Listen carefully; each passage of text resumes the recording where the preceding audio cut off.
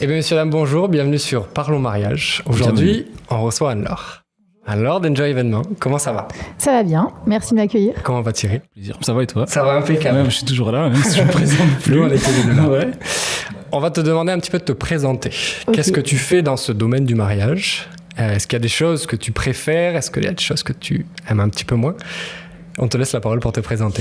Donc Anne-Laure, j'ai créé l'agence Enjoy Événements à Bordeaux il y a 10 ans, le 5 février 2015, très exactement. Donc j'ai fêté mes 10 ans il n'y a pas longtemps. Félicitations, c'est vraiment pas vrai. Ouais, exactement, c'était plutôt chouette. Je fais quoi? Donc je suis organisatrice d'événements heureux et officiante de jolies cérémonies. Donc ça c'est mon pitch très commercial. Magnifique. Sur différents réseaux. vendu. Je fais quoi? Donc j'organise des événements principalement dédiés aux particuliers, donc mariage, anniversaire adulte. Et j'accompagne également les couples qui aimeraient avoir une cérémonie symbolique différente en tant qu'officiante de cérémonie. Oui, tu n'es pas que wedding planner. Non. J'ai Plusieurs fait une grosse casquettes. partie. Ouais, exactement. En fait, j'ai commencé en tant que wedding planner très simplement, enfin en wedding planner, avec 2-3 prestats de wedding planner, donc organisation du mariage. Et puis un jour sur un mariage, j'ai eu une officiante qui n'est pas venue et on a dû trouver une solution. J'ai pris la relève, j'ai adoré. Et je me suis formée et c'est quelque chose que C'était j'adore. par hasard, quoi. Ouais. Tu as commencé un Alors peu c'était par hasard et je pense qu'en fait finalement c'était là depuis un petit moment mais je n'osais pas forcément me lancer, Ouais. donc ça a été le D'accord. déclencheur. Ok. Et ça a été un vrai kiff, vraiment c'est un shoot d'amour de faire les cérémonies, donc j'ai adoré. Je me suis formée et du coup depuis je propose cette prestation-là. Et donc ça c'est quand tu me demandais ce que j'ai aimé faire particulièrement, j'adore les officiantes, Ah ouais. les cérémonies. Est-ce que tu penses que c'est pas une vocation parce qu'il y a des personnalités, non? Pour ça. Oui, forcément. Déjà il faut aimer les gens. Forcément, enfin. C'est mort. C'est petit. Non, mais oui, il y a des gens qui seront peut-être plus à l'aise ou moins à l'aise devant un micro. Maintenant, on n'est pas là pour faire un show, vraiment, en tant qu'officiant de cérémonie. Donc, c'est pas comme si tu montes sur scène et tu vas faire une représentation, etc. C'est vraiment se mettre au service des mariés et des invités pour les raconter eux. Donc, c'est une autre façon de prendre la parole. Il faut être très à l'écoute, très altruiste, je pense. D'accord. Ouais, et puis dans la bienveillance, et puis aimer raconter les gens, quoi, aimer rentrer un peu dans leur intimité comme ça, et puis de pouvoir les raconter. Au final, un peu comme ce qu'on aime dans l'image, Ouais. mais le micro en moins, je pense. Ça va être. C'est vrai. Ouais. Nous, on a une première expérience ensemble, je me rappelle. Tu sais que C'est tu étais vrai. ma première officiante de cérémonie que je C'est vois. vrai. J'étais Ça bébé t'a plu. photographe. Ah ouais, c'est trop bien. C'était quand? C'était en septembre 2023. Exactement. T'étais Avec officiante Alice et Joyce, wedding planner ouais. en même temps? Ouais. Alors là, je m'occupais de la coordination de leur mariage. Donc, je les ai suivis un tout petit peu moins longtemps. J'ai repris l'organisation 2-3 mois avant le mariage. Et par contre, la partie cérémonie, on l'a commencé bien en amont. Techniquement, c'est possible? Wedding planner, le jour J et officiante Si tu es en très même bien temps? organisé, oui. Ok. Si tu es très bien organisé, Hugo Ça s'est passé parfaitement. pourra Ça a te été le dire. nickel, ouais. Après, j'ai une personne généralement qui est avec moi sur le Même si t'as le mariage. full. Ouais, bien sûr. D'accord, ok. Souvent sur le mariage, on est entre 2 et 3. Donc je suis là et j'ai toujours 1 ou 2 assistantes qui sont avec moi et qui permettent d'être pendant la cérémonie s'il y a besoin. Mais généralement, tous les invités sont au même endroit Ok. et les mariés aussi. Donc eux n'ont pas forcément besoin de solliciter, en tout cas à la Team Enjoy. Ça va plutôt être les prestataires s'ils arrivent pendant ce temps-là de cérémonie, qu'on puisse les orienter. Mais si tu es hyper bien organisé, si en amont tu as fait ton taf, tu as bien mis en place le planning, etc., il n'y a aucune Faisable, raison quoi. de pas le faire. Bon, intéressant. C'est l'expérience qui fait Ouais. l'organisation, je pense. Bon, on va rentrer dans la première question. Ok. On va rentrer dans le dur directement. Enfin, pas dur, mais en fait, c'est récemment, avec Hugo, c'est la première fois, je pense, C'est la qu'on a première. reçu une demande, du coup, pour notre duo photo-vidéo, Ouais. d'une wedding planner sur Paris. Mhm. Et c'est la première fois, en fait, qu'on voit qu'il y a une commission pour la wedding planner, Ok. pour nous recommander. Ok. Est-ce que c'est quelque chose, est-ce que tu fonctionnes comme ça ou pas? Pas Et du est-ce tout. Alors, que- moi, c'est un qu'est-ce que t'en sujet qui est penses? quand même. Je suis assez tranchée sur ce sujet-là. À tort ou à raison, je sais pas, mais souvent, quand les prestataires nous démarchent, certains prestataires en tout cas, ils nous demandent comment on fonctionne en tant que wedding planner. Et de suite, ils nous disent ben voilà, si vous nous envoyez des clients, on vous fait une rétrocom, on appelle ça souvent les rétrocoms, de 5-10%. Moi, ces rétrocoms, je préfère qu'elles aillent aux clients en direct. D'accord. Mes clients, donc les mariés, me règlent ma prestation d'organisation. elle inclut tout en fait. Enfin, j'ai pas besoin d'être doublement payée pour leur envoyer un prestataire, parce que du coup, je me sentirais absolument pas transparente par rapport à eux, sauf si tu leur dis très clairement dès le début. Mais en parlant de ça, il y a aussi le fait de proposer des prestataires parce que tu sais que derrière, tu vas avoir de l'argent. Implicitement, tu vas avoir de l'argent. Ouais. Et même si t'es pas dans cette démarche-là, à un moment donné, je pense qu'inéluctablement, au bout d'un moment, tu vas quand même privilégier entre deux prestataires celui qui va te faire une... Donc c'est pour ça. Et donc quand il y a de l'argent en jeu, je pense que t'es un petit peu moins objectif. Et je travaille... Enfin, moi, en tout cas, c'est... Après... chacun fait comme il veut, c'est pas ma façon de travailler. Okay. Toi, tu l'as ressenti comment du coup quand je t'en ai parlé? Tu vois, ça m'a surpris forcément de base, parce que même individuellement, c'était ma première fois aussi, pas forcément que sur le duo, mais en fait nous, on aime, enfin tous les deux, on aime ce lien social avec certes nos mariés, mais aussi avec les prestataires avec qui on a envie de bosser. C'est vrai. Et là, ça repousse un peu. Enfin, tu dis, la personne qui nous contacte, elle n'est pas là forcément vraiment pour moi, tu vois. Elle est là pour se faire un petit peu plus d'argent sur mon dos, tu vois. J'étais là, mais c'est pas un truc que j'apprécie forcément, tu vois. Moi, ça m'a surpris. Après, je me suis dit, si c'est ça les règles du jeu, en fait, moi, je m'adapte toujours aux règles du jeu.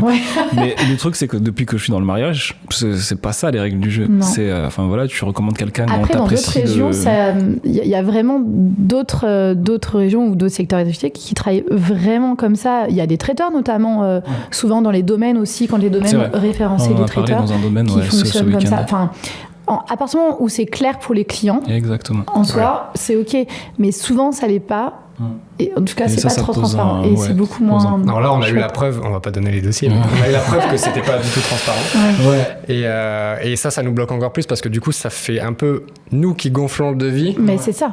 Parce qu'au final, c'est le client qui va payer. Parce que forcément, je sais pas si les clients sont passés sur nos sites ou si c'est vraiment ils font confiance, mais du coup, ils voient un tarif à partir d'eux sur notre site qui est un petit peu plus faible que notre devis. Parce qu'il y a la commission, tu vois. Et ils se disent, ok, c'est nous, donc ils gonflent. Moi concrètement, si on rentre par exemple en visio avec ces personnes-là, je vais avoir un gène d'entrée de jeu. Bien sûr. Si c'est clair en fait, il n'y a pas de souci. Moi, c'est vraiment l'aspect moral avec les clients en fait. Enfin, l'aspect moral, c'est mon aspect moral à moi, c'est très subjectif, mais de me dire que je me fais payer par eux et en même temps, parce que je leur propose des prestataires, je me fais payer aussi doublement. Après, je me demande si c'est pas un business model où tu proposes ton tarif de wedding planner plus faible. Et en fait, tu compenses avec les prestataires. Je sais pas. Potentiellement. Là, j'avoue que j'ai pas. Bonne question. Moi, j'y connais rien. Je me dis peut-être qu'il y a des gens qui font ça, mais pas dans une démarche pas forcément malhonnête, quoi. Certainement. Mais c'est pour ça que chacun après a sa propre façon aussi d'arbitrer et de gérer son entreprise. En soi, il n'y a pas de mauvaise ou bonne façon. C'est juste que moi, ça me correspond pas, ça peut correspondre à quelqu'un d'autre, et c'est très bien en fait. Il faut juste que ce soit bien. Je pense que ce soit le plus transparent possible en fait. Tu disais tout à l'heure que le 5 février, tu avais fêté tes 10 ans. Oui. Est-ce que si tu revenais en arrière, parce que 10 ans, ça fait quand même une bonne période de travail. Vous êtes nombreux à être là depuis 10 ans ou pas? On est quelques-uns. Alors, on est beaucoup plus nombreux depuis quelques 2-3 ans. Mais oui, il y en avait déjà quelques-unes, parce que c'est quand même majoritairement féminin, qui étaient présentes et qui durent. Donc, c'est chouette. Et avec l'expérience que tu as aujourd'hui, qu'est-ce que tu dirais à l'Anne-Laure qui débute? Qu'est-ce que je lui dirais à cette Anne-Laure? Je lui dirais quoi? Je lui dirais d'oser. C'est ce que je dis vraiment là au quotidien. Je le dis souvent et je me le dis à moi, je le dis à mes enfants, je le dis à tout le monde. C'est en fait, il faut oser, quoi. Il y a pas de... c'est pas très grave si t'échoues. Au contraire, ça te permet d'avoir une expérience qui te permettra ensuite de réussir. T'osais pas beaucoup au départ? Ouais, peut-être un peu moins, et puis tu te sens moins légitime forcément quand tu commences, t'as pas d'expérience, donc t'es un peu plus timide et tout. Et puis à partir du moment où, mais même quand je me suis lancée en tant qu'Enjoy, en fait, je faisais mon étude de marché pour ouvrir ma propre agence. Je suis tombée sur une agence en ligne qui n'était pas du tout sur Bordeaux, qui était à Lyon, qui s'appelait Enjoy Événements. Je l'ai contactée, je lui ai dit j'adore, est-ce que tu voudrais ouvrir une agence à Bordeaux? On s'est rencontrés, je suis allée à Lyon et j'ai ouvert l'agence. Enfin, j'ai juste osé envoyer un mail, tu vois. Et je fonctionne beaucoup comme ça aux rencontres, on en discute tout à l'heure, au feeling, aux rencontres. Je lui dirais d'oser encore plus et d'y aller en fait. Tout va bien.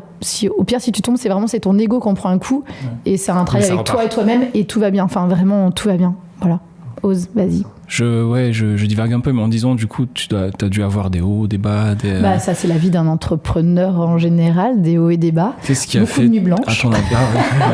Pas seulement pour les enfants. Pas seulement pour les enfants, un peu avec les enfants, mais beaucoup de nuits blanches où tu travailles la nuit, tu dis, mais pourquoi ? Enfin, j'ai une maison, j'ai des enfants, j'ai quitté mon CDI. C'était quoi ton fil conducteur qui t'a fait tenir Alors, je pense que c'est très bateau ce que je vais dire, mais j'avais pas envie de me réveiller le matin et de pas avoir envie d'aller au travail. J'étais salariée à l'époque.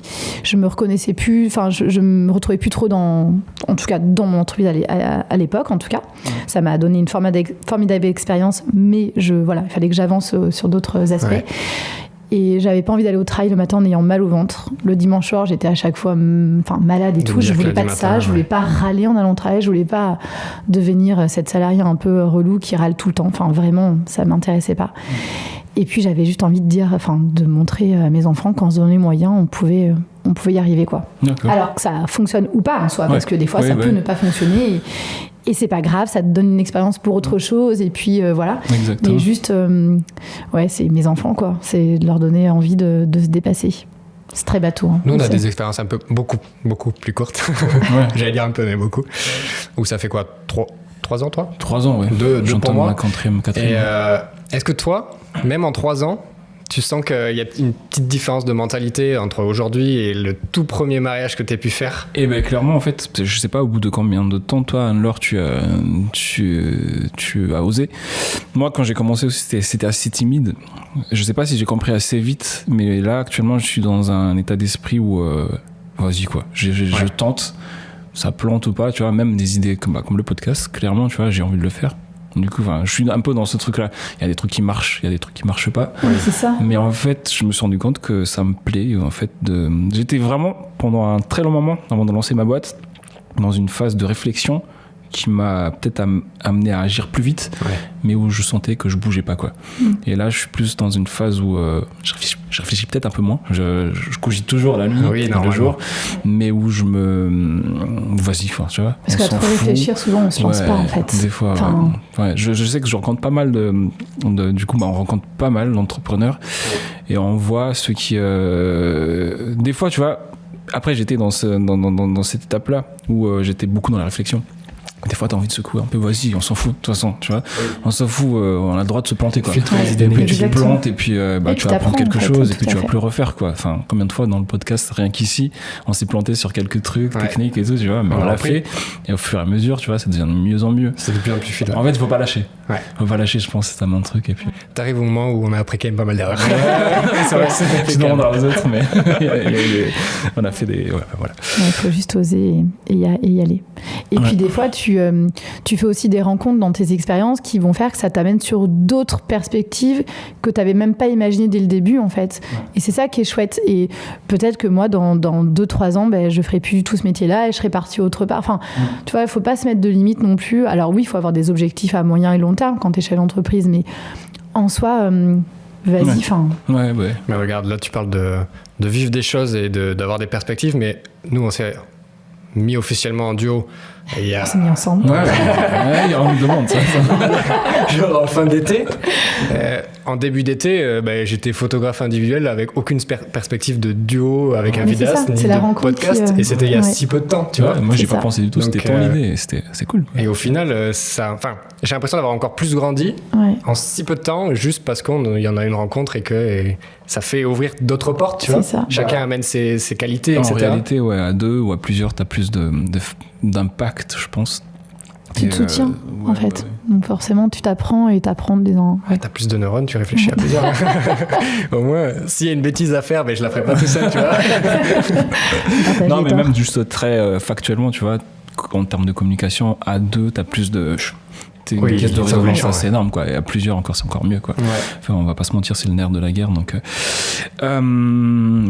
Dans Parlons Mariage, on aime bien parler de sujets de société aussi. Enfin, pas que mariage d'ailleurs, mais toujours lié au mariage. Hein. Okay. Et du coup, il y a un code qui on aime aussi jouer avec les codes en général de mariage et de la société. Et il y a un code qui est en train d'être cassé. Alors, j'ai l'impression que ça date de récemment, mais comme toi, tu es là depuis un petit moment, disons quand même par rapport à nous, tu nous diras peut-être un peu mieux. C'est les noms de famille, les mariés qui prennent le nom. Qui prennent... Ah, les mariés et qui prennent le nom des mariés et eux ? Ouais. Ok. Il y a de plus en plus de ça. Non, il y en a de ça, mais il y a aussi ceux qui gardent leur nom, malgré le mariage. Il y en a de plus en plus. Ouais, mais ça, je pense, je me trompe peut-être, mais ça se faisait pas du tout avant. Effectivement, au tout début, on en voyait un petit peu moins. Alors, quand j'ai commencé, je faisais que de la partie organisation, donc j'avais un peu moins cette notion des noms de famille que les mariés gardaient ou pas. C'est vraiment quand j'ai commencé on en discutait comme ça, mais ça n'avait pas forcément d'importance, en tout cas dans ma façon de travailler et dans ce que j'allais faire du mariage. Quand j'ai commencé à faire les cérémonies laïques, souvent à la fin du mariage, tu présentes monsieur et madame, tu vois, et là tu donnes le nom de famille. Et c'est vrai qu'au tout début, la question ne se posait pas, c'était souvent le nom du marié, point. Et là, depuis quelques temps, c'est quand même, enfin, c'est pas non plus sur l'année dernière, mais il y a 4-5 ans, je dirais, voire un peu plus, mais à chaque fois, en fait, cette question-là, quel nom vous allez prendre, c'est pas la question la plus évidente pour eux. D'accord. Et ça fait souvent sujet de débat au sein du couple, en fait. Et généralement, enfin, ça arrive de plus en plus, où on me dit qu'à la fin, mais voilà, Nord, on a choisi ça. Mais il n'y a pas de... D'accord. C'est pas une réponse franco, comme ça, de suite... En fait, c'est dans l'air du temps depuis un moment, alors, puisque du coup, c'est plus ancré chez les gens qui se marient, quoi. Ouais, non, vraiment, ça. Puis c'est. Enfin, tu vois, c'est notre génération. Alors, je suis pas trop le même âge que vous. Mais on a grandi avec ça aussi, avec cette indépendance de la femme. Enfin, voilà, on n'est pas. On peut aussi maintenant choisir, et c'est chouette. Et on peut aussi donner à nos enfants notre nom ou des noms. Enfin, voilà, c'est effectivement depuis quelque temps que tout ça se passe. Donc, c'est chouette que enfin ça émerge et enfin on puisse ne pas forcément prendre le nom de son mari. Moi, ce code-là, tu vois, je l'ai pas encore vu. Enfin, étant donné que on est souvent quand même l'inverse, quasiment tout le temps. Oui, on est quasiment tout le temps à la mairie ou à l'église, donc les noms, on les entend. Moi, dans tous mes mariages, pour l'instant, j'ai jamais encore vécu l'inverse. L'inverse. Il n'y a pas d'inverse vu qu'il n'y a pas de normes. Mais on n'a pas. Si on a le droit de donner à son enfant. Oui, c'est vrai, on a le droit. Pardon, je dis n'importe quoi. Et toi, il y a d'autres codes aussi qui évoluent. Par exemple, avant, tu avais les témoins. C'était souvent les demoiselles d'honneur de la mariée avec la team du marié très masculine.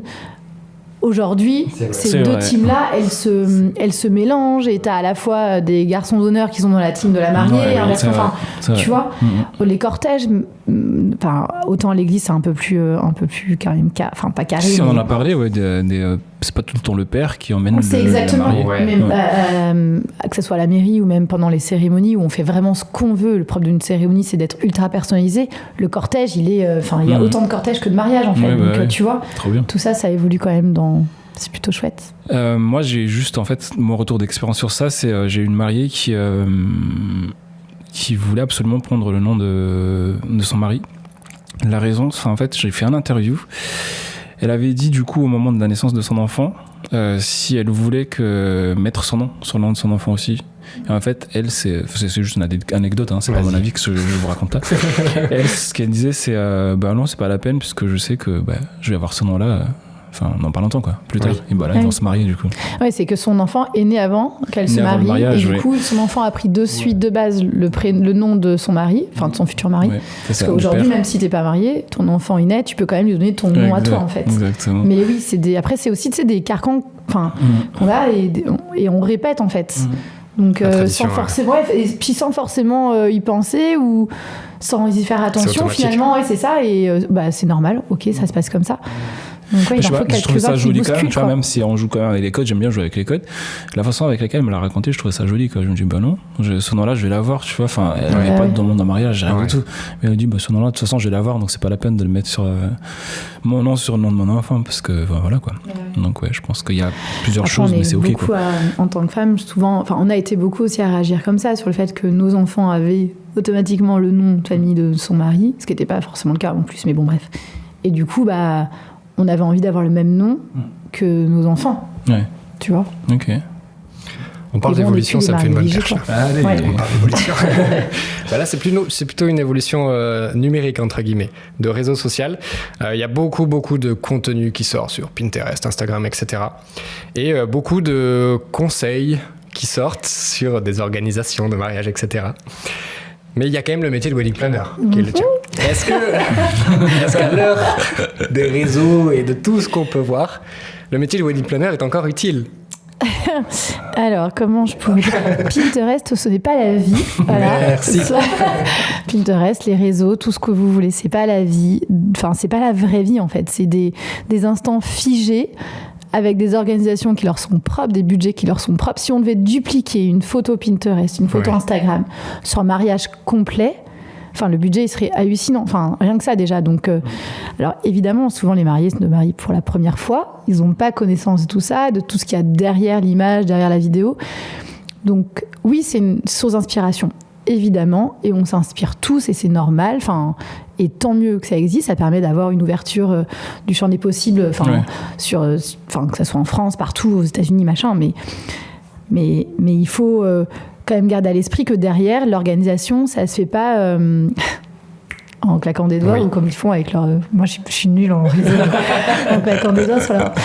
Les transitions.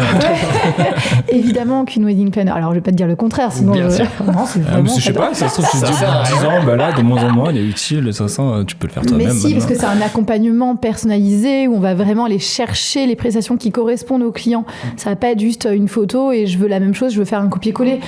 Peut-être, en fait, que déjà, par rapport au lieu de mariage que tu as envie d'avoir, par rapport au nombre d'invités, par rapport à ton style, par rapport aux cérémonies que tu veux faire, ça correspond pas du tout. Donc, il faudra peut-être aller chercher d'autres prestataires qui correspondent plus à qui tu es toi en tant que personne et pas par rapport à une inspiration. En fait, l'humain qui fait le professionnel qui est toi, permet d'adapter au mieux, de personnaliser au couple. Évidemment. Forcément, chose que le numérique ne peut pas faire parce qu'on proposer va pas des versions connaître. adaptées aussi. Enfin, vraiment, quand on a toutes, en tant que wedding planner, on a toutes et tous, il y en a quelques-uns, des mariés qui ont des comptes Pinterest là,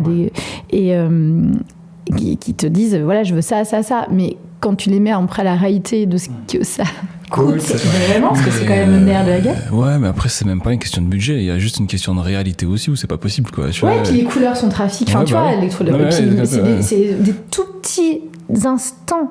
Donc, c'est impossible de faire sur un énorme mariage. Un week-end. Il y a le plan B, il y a tout ça. Enfin, il y a plein de choses en fait qui sont pas montrées dans ces inspi. Mais c'est très chouette, ça permet de donner des inspirations et toi d'évoluer et d'aller chercher autre chose en fait et pas de rester sur des choses que tu connais. Donc il y a beaucoup de choses sur...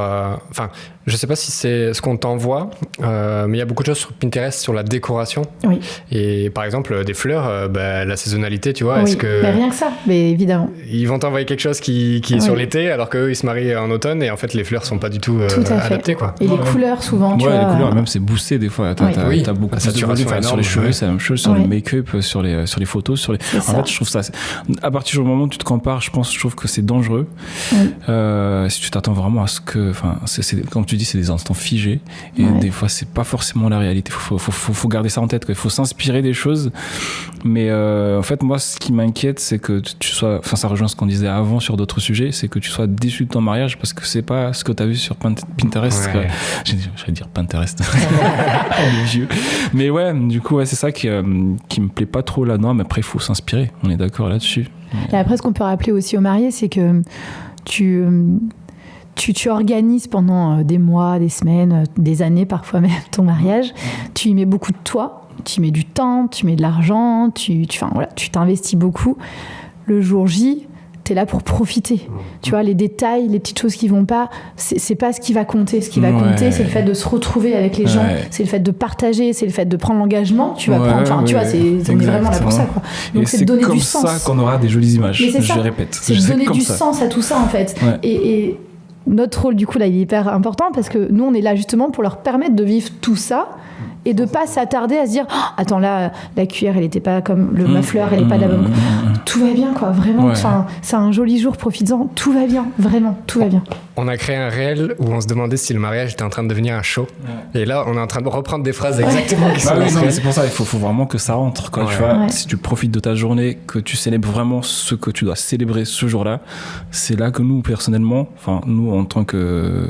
on fait les images, c'est là qu'on aura des images qui vont être intéressant dans 5-6 ans, quoi. Enfin, on peut faire des pauses, poser, faire des trucs magazine. Enfin, tu vas aimer ça, mais quand la mode va passer, hein, tu vois, ça sera passé. Mais par contre, la célébration va rester. Et si on a ça en image, ça va rester. C'est sûr et certain. C'est de donner du sens. Enfin, voilà. De vivre. Oui. Vraiment pleinement, d'être pleinement là à ce moment-là et de le vivre intensément, je pense aussi. Du coup, je suis désolé, je vais encore te ramener sur le fait que tu es là. Moi, je trouve que c'est une super bonne chose de t'avoir, parce que tu es là depuis un petit moment. Moi, par exemple, j'ai commencé après le Covid. Oui. Et du coup, je vais te parler d'un sujet, en fait. Du Covid. Du Covid. Non, des couples qui se sont rencontrés pendant le Covid, qui se sont mariés du coup quelques années plus tard.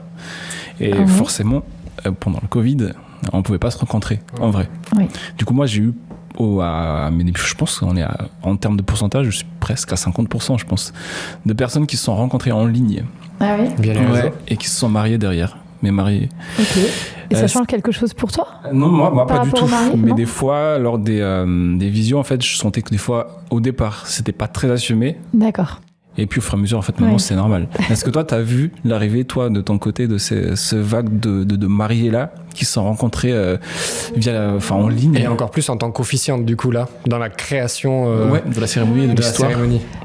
J'ai pas plus... Alors, en soi, si je faisais un comparatif, j'ai pas forcément plus de mariés qui se sont rencontrés via les réseaux que de mariés qui se sont rencontrés en entreprise. Ou de mariés qui se sont rencontrés, qui ne devaient pas se rencontrer parce qu'ils n'étaient pas forcément libres, tu vois. Donc souvent, il y a des sujets comme ça au tout début où on ne va pas forcément bien... Ils ne vont pas tout dire. Et puis, ils se livrent petit à petit. On garde ça pour nous. On édulcore un petit peu les dates, les périodes, tu vois.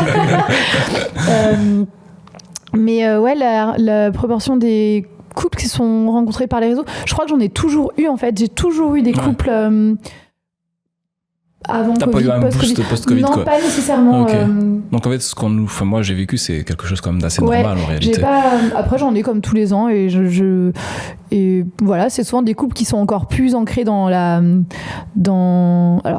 soit qu'ils l'assument ou pas du tout d'ailleurs, qui veulent vraiment en parler ou qui l'assument pas trop, et qui sont encore plus branchés numériques, enfin tu vois, qui ont plus cette propension à pouvoir créer un site web ou être dans le partage d'informations numériques, mais voilà, sinon j'ai pas eu plus de retours de couple par rapport à ça. Les gens ont évolué, je pense que tu t'adaptes un peu à ton domaine de société. En ce moment, il y a beaucoup de numérique, donc c'est moins la honte, entre guillemets, de s'être rencontrés sur les réseaux. Maintenant, c'est complètement dans les mœurs. Enfin, moi, de toute façon, il y en a qui disent un peu à demi-voix, oui, on s'est rencontrés en ligne, Tinder, quoi.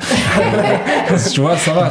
Du coup, moi, je dis directement, ça va, vous n'êtes pas les premiers. Je sais pas. Il y en aura d'autres. Moi, j'en ai beaucoup qui se rencontrent et qui n'étaient pas... Enfin, beaucoup, peut-être pas, mais... Voilà, ils sont pas forcément dispo l'un et l'autre, et du coup, c'est plutôt ça qui est... ça me fait plus ça. C'est plus touchy, Après, moi, peut-être juste par rapport à ça, ce que je pourrais dire, c'est que j'ai eu aussi des mariés. C'est peut-être, pour moi, le défaut, entre guillemets, de se rencontrer en ligne, c'est que t'as des critères, tu coches des critères. Ah oui. Et moi, j'ai pas mal de mariés qui moi, je fais pareil, encore une fois, moi, je fais des interviews comme toi, en fait. Des fois, ça m'arrive d'aller chez eux, de parler, d'enregistrer et tout. Ça, c'est cool. Et puis, je rentre dans l'histoire vraiment. Et pour, du coup, certains mariés qui se sont rencontrés pas en ligne, en fait, j'ai des fois souvent la phrase, en fait, j'aurais vraiment pas pensé du tout. C'était pas mon type, quoi. C'était pas mon truc, lui, ou alors elle. Mais au final, il s'est passé quelque chose. Et puis au final, ils sont ensemble, quoi. Ils se marient, ils ont des gosses. Et en fait, c'est juste cette partie-là qui me dérange, en fait, avec le fait de se rencontrer en ligne ou quoi. C'est cool.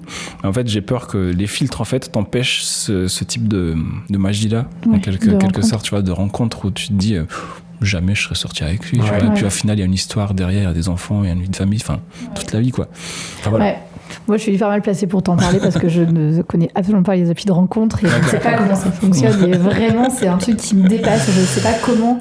Moi, j'ai besoin de rencontrer les gens vrais, mais tu sais, d'avoir un feeling, quoi. Enfin, si je devais rencontrer quelqu'un, en tout cas, mais ce qui n'est pas le cas. Mais, et du coup, j'ai un peu de mal avec cette notion de... Même mes copines, quand elles me racontent qu'elles ont matché, enfin, c'est un truc j'arrive pas trop à me projeter là-dedans. Non, mais après... Non, c'est complètement dans l'air du temps et puis c'est cool, quoi. Enfin, tu vois, tant que ça marche, moi. Au fond, tant que ça marche, c'est cool, quoi. Et puis c'est une autre façon de rencontrer les gens, en fait. Ouais. Tu parlais que ça te dépassait. Je sors du truc. En tant que wedding planner, est-ce qu'il y a des choses dans le mariage aujourd'hui, après 10 ans d'expérience, qui te dépassent ? Ou qui te stressent, ou des choses comme ça ? Alors, je stresse pas beaucoup sur les mariages. T'as peut-être dû le voir. Enfin, j'étais pas forcément stressée. En fait, à partir du moment où t'as choisi des prestataires qui font sens pour toi, que t'as envie de voir le jour J, que t'as pas choisi juste pour un prix, même si l'aspect budgétaire, évidemment, il fait partie de l'organisation des mariages. Vraiment, ça, je remets pas en question. Mais si t'as pas choisi qu'un prix, il n'y a aucune raison que ça se passe mal le jour J. C'est que des professionnels qui savent faire leur taf. Enfin, tu vois, voilà, tout. Donc, il n'y a pas de raison que je me stresse. S'il y a des choses qui me stressent, j'ai un peu plus de difficultés quand les mariés, eux, commencent à stresser à la fin. Et qu'ils peuvent, alors je prends des pincettes, mais changer d'un peu d'attitude, tu vois. Cette bienveillance qu'on avait eue pendant toute l'organisation, mais des fois elle switch un petit peu avec le stress. Attention, Et du coup, moi j'ai besoin de cette relation avec les gens, enfin, de sentir que tout est ok et tout. Et voilà, et j'ai un peu plus de mal quand le stress prend le dessus chez les gens, alors chez les mariés ou chez la famille des mariés, des parents, la famille très très proche. J'essaie justement de faire en sorte que tout le monde respire un bon coup et encore une fois, tout va bien se passer. C'est un jour plutôt heureux. Par expérience, il y a des moments typiquement qui sont hyper stressants, quoi. Genre, moi, à chaque fois, je dis rien pendant que la mariée met la robe, parce qu'à chaque fois à ce moment-là il y a je sens le stress, c'est la tension évidemment, mais en vrai quand il pense vraiment tout va bien, quoi. Les mariés, alors oui, t'es stressé parce que tu vas vivre un moment important, mais en soi, kiffe-le ce moment, tu vois. Sois plutôt en train de le kiffer et de le vivre, et que ça va être chouette. T'es en train de mettre une robe que tu rêves de mettre depuis des mois, donc c'est le moment, vas-y. Et ce stress-là, du coup, des fois, je trouve que ça grignote un petit peu. Je trouve ça dommage. Il y a un enjeu financier énorme, des fois. Ah oui, l'enjeu financier, ça, je l'entends. Mais en soi, l'enjeu financier, tu l'as dès le départ. Tu vois, c'est vrai. Et oui, c'est plutôt la famille souvent qui amène des petites tensions. Tout ça se joue en un seul jour, des fois sur quelques heures, et du coup, moi je peux comprendre quand même, tu vois, qu'il y a ce moment-là, après, que ça change ton attitude vis-à-vis des prestataires. Bon, je sais pas si c'est quelque chose de cool, mais qu'il y a un stress assez fort à ce moment-là, tu vois, j'arrive quand même à comprendre à peu près le truc, quoi. Parce que t'as des gens que tu vas peut-être pas voir tout le monde, régulièrement au moment à ce moment-là, et puis t'as des enjeux financiers aussi énormes. T'as envie que tout se passe correctement. On a envie de faire plaisir aussi, tu vois. Oui, alors c'est surtout, c'est souvent mené par ça. Après, je comprends qu'ils soient stressés vraiment. C'est pour ça que du coup, nous, on est vraiment là pour faire en sorte qu'ils puissent relâcher tout ça et profiter, en fait, parce que cet enjeu financier dont tu parles, le jour J, faut pas que ça soit l'aspect dominant, sinon tu penses qu'à ça. Mais justement, t'as tellement engagé d'argent, que l'idée, c'est aussi que tu puisses en profiter pleinement et avec tes proches, en fait. Donc, ça, je pense que il faut vraiment marteler aussi ce message-là. Si tu dépenses, il faut que tu profites de... Oui. Qu'importe d'ailleurs la somme que tu as engagée, mais tu vois, profites-en, quoi. C'est dommage, ça passe vite. T'as dit l'envie de faire plaisir. Ça, c'est vraiment une question aussi où tu te demandes si maintenant le mariage, c'est pour toi à deux ou si c'est pour faire plaisir aux gens qui viennent sur ce mariage, tu vois. Qu'est-ce que t'engages ? Ça, c'est complexe aussi, de se dire, ok, j'invite des dizaines de personnes et je veux leur faire plaisir, ou est-ce que je fais cette date de mariage pour nous et je veux nous faire plaisir ? Est-ce que les deux, c'est pas possible ? Les deux, c'est peut-être possible. C'est possible, je pense. C'est possible. Je sais pas comment la globalité des gens ont cette idée dans la tête, tu vois. Est-ce que tout le monde veut faire plaisir, ou est-ce que c'est un pourcentage 50-50, tu vois ? Moi, je trouve ça hyper auto-centré de se dire venez, on se marie, du coup venez nous regarder, quoi. Ouais. La plupart du discours, c'est quand même on a envie que nos invités passent un bon moment, qu'ils mangent bien et que ça s'amusent bien. Clairement, moi, la première chose que les gens me disent, on veut pas que nos invités aient faim. C'est des bons mangeurs, on veut qu'ils s'amusent et qu'ils profitent. C'est à chaque fois, c'est très porté justement pour les invités, et on a envie de faire plaisir, quoi. Donc effectivement, peut-être qu'on peut perdre un petit peu ce côté on se marie aussi pour notre engagement, et en même temps l'engagement tu le prends devant tes proches, tu leur faire passer tout ça, donc avec les gens que t'aimes, c'est plutôt cohérent. Bon, je crois qu'on est arrivé au bout. C'était beau. On termine bien. Ouais, bah merci beaucoup. Merci à vous deux. Pour nous avoir C'était trop partagé tes expériences. C'était hyper intéressant. Et puis merci d'avoir accepté de venir parler avec nous. Quand vous voulez. Merci à toi. Merci Thierry. Bah merci à toi. Et on se dit à bientôt. À la prochaine épisode. À très vite. Salut.